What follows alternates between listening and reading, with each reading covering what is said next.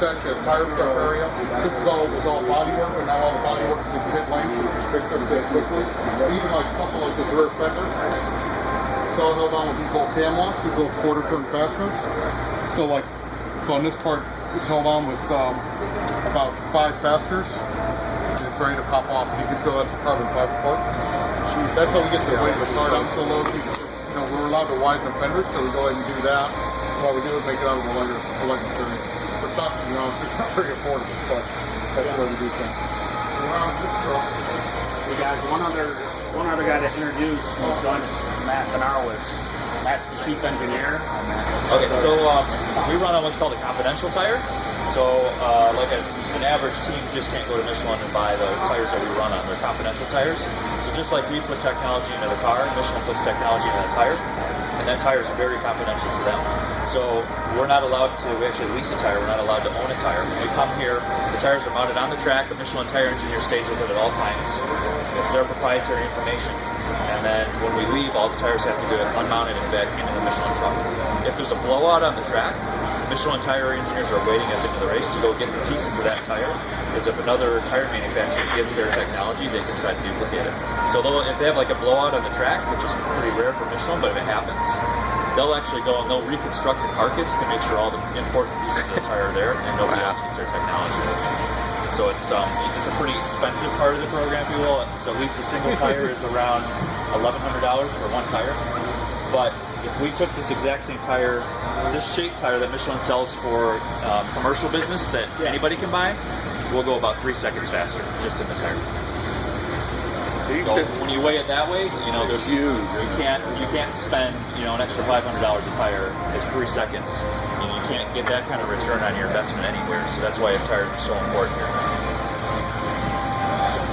And then some of this equipment too, it's under the blankets, but those are all the scales, those are all the setup fixtures, so that we can when the cars come back from the session, we put them on the scales and check all the measurements almost after every time it runs and it starts up again.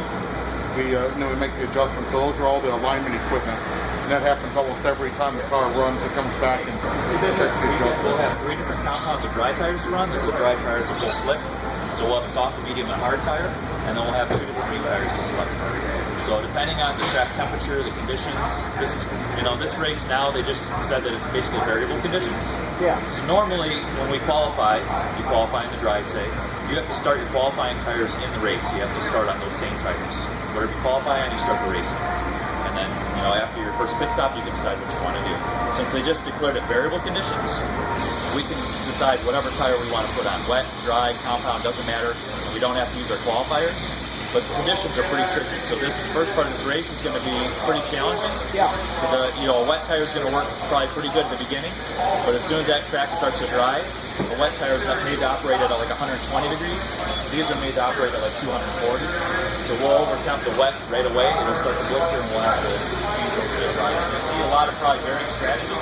Some people will risk putting the dry tire on early and try to get the timing just right. Some people stay out a little bit too long in the wet and start drawing back. So the first part of the race is going to be pretty challenging. That's what I was walking away for. Is we're trying to communicate right now to have all the sets ready in case we need to. It'll be a last. You're allowed to make the changes up till 5 minutes before the grid closes, and that's 11:17 today. So we're making sure we have everything ready in pit lane or next to the cars, so we can jack the cars up and change tires on the grid. So all the change in pits for you guys is 8 seconds. We're only allowed to use 2 guns. So it's 2 guns for 8 seconds, 2 guns, 4 guys. Other than like Formula 1 where you're allowed 3 guys wheel, we're allowed 4 guys total. And we're sometimes in the high 7s, and then the general stops in the 8s. Yeah. It's fairly competitive, so the class just runs, I don't know if you've seen the GT class run before, but it's typical to run nose to tail for 4 hours at a time. Yeah. It's that competitive. So the cars are so equal, if you can gain another second or 2 in the pits versus a competitor, or if you lose a second or 2, that's easily 1 or 2 positions right there in pit lane. So, you'll see the teams put almost equal amount of effort into their pit stops as they do into the speed of the car. Especially under a yellow condition, if you have a bad stop or something and it slows you down 3 seconds, that could be 4 positions right there.